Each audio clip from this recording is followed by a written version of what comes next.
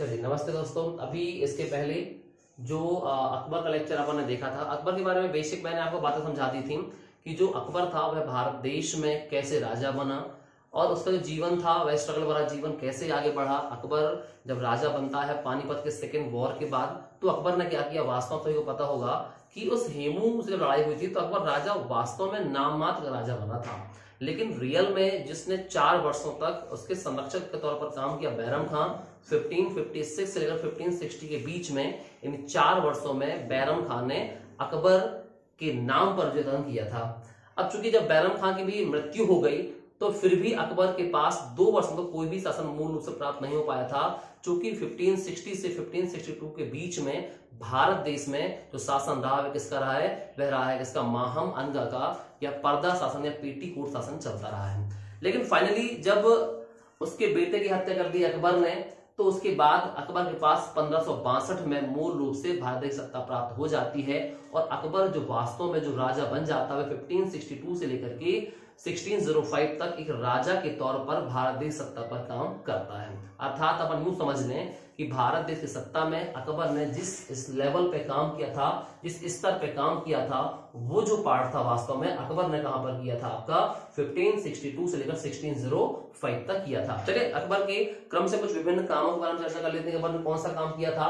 जो first lecture था उसका आप सभी ने देखा कि अकबर का सामान्य परिचय मैंने आपको बताया था। अभी जो समझाने जा रहा हूं मैं अकबर के बारे में कुछ विशेष बातें, विशेष काम की चर्चा करते हैं। ठीक है, तो देखें यहाँ पर अभी जो फर्स्ट रहेगा आपका ये रहेगा अकबर के नौरत्न के बारे में। अकबर देखो, अकबर एक ऐसा शासक था कि अकबर के शिक्षक होने के बावजूद जो है अकबर वास्तव में एक अनपढ़ शासक था।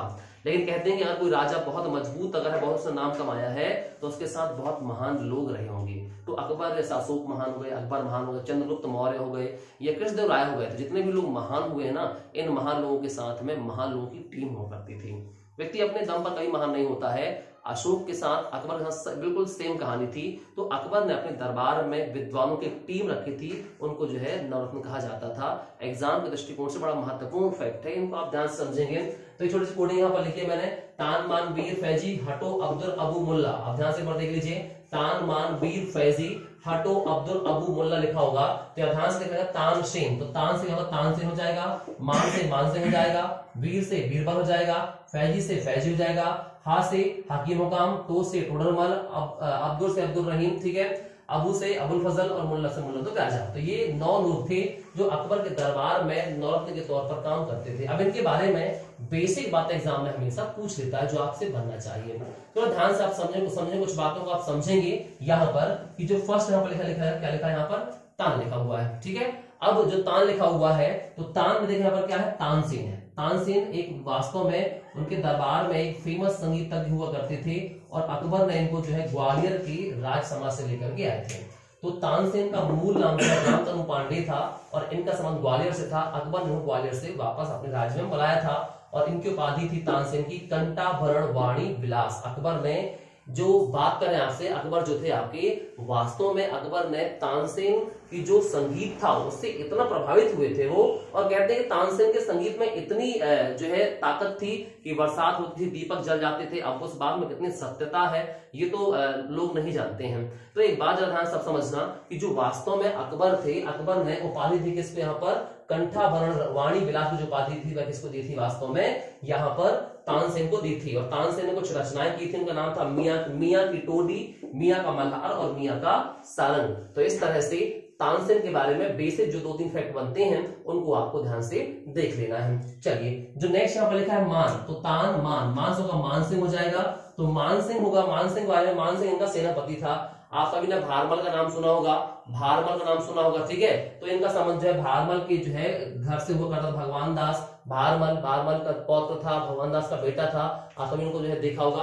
तो ये जो है मानसिंह, अकबर का जो एक 16 कुल की नीति थी, आपने पढ़ा होगा कि अकबर की 16 कुल की नीति, अकबर क्या करता था कि जो राजपूत होते थे, राजपूतों को हमेशा अपने साथ रखता था। तो साथ रखने की इस प्रक्रिया में जो अकबर ने क्या काम किया था, अकबर ने ये काम किया था कि उन राजपूतों के घर में अपने वैवाहिक संबंध बनाए थे और उनके घर के विभिन्न लोगों को अपने मंत्री परिषद में स्थान दिए थे। उसी कड़ी में उसने राजपूतों के यहाँ से जो मान सिंह थे, मान सिंह को अपना सेनापति बनाते किसने यहाँ पर, अकबर ने बनाया था। ठीक है, और आगे आपसे यहाँ पर बात कर लो। यहाँ पर नेक्स्ट है बीरबल। बीरबल के बारे में आप सभी जो है दुनिया जानती है। बीरबल जो है महेश का मूल नाम महेश दास हुआ करता था। और बीरबल के बारे में याद है कि अकबर ने जो अपना एक नया धर्म चला था, दीन ए इलाही धर्म चलाया था, तो दीन ए इलाही धर्म को मानने वाला पहला कोई हिंदू शासक रहा हो तो वह कौन था, वहां पर महेश दास ही था। तो याद रखें इस बात को कि जो है अकबर के जो नया धर्म था कौन सा, यहाँ पर दीन ए इलाही धर्म था, उसको मानने वाला पहला हिंदू कौन था, यहाँ पर बीरबल या महेश दास हुआ करता था। इसको भी आप आसान समझ सकते हैं।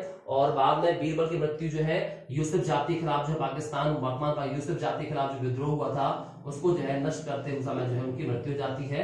किसकी, बीरबल की। एक बुद्धिमान व्यक्ति थे, कहते हैं कि इनके सलाहकार भी थे और अस्तबल के मंत्री भी बीरबल को कहते थे। ठीक है, चले फैजी की बात करें तो फैजी इनके दरबार में एक जो है कौन से कवि थे, कवि मतलब जो कविताएं लिखते थे वो फैजी होते थे। तो अकबर के दरबार में कविताओं को लिखने वालों के कौन हमारे यहाँ पर फैजी हुआ करता था। ठीक है, चलिए और याद रखें कि महाभारत और गीता का जो फारसी में अनुवाद करवाया था, ये अकबरनामा के बारे में उनका फैक्ट यहाँ पर लिखा हुआ है। यहाँ पर देखो महाभारत और गीता का फारसी जो अनुवाद किया था किसने, फैजी ने किया था। विशेष बात क्या है, फैजी और अबुल फजल दोनों आपस में सगे भाई थे। मतलब अबुल फजल इनके दरबार में लेखक था और फैजी जो था वास्तव में, फैजी क्या था, फैजी कवि था। तो एक लेखक था, एक कवि था, दोनों डिफरेंस आपको पता होगा। तो याद रखें कि अबुल फजल और फैजी भाई थे और फैजी ने विभिन्न जो हिंदी ग्रंथ होते हैं उनको फारसी भाषा में कन्वर्ट किया था।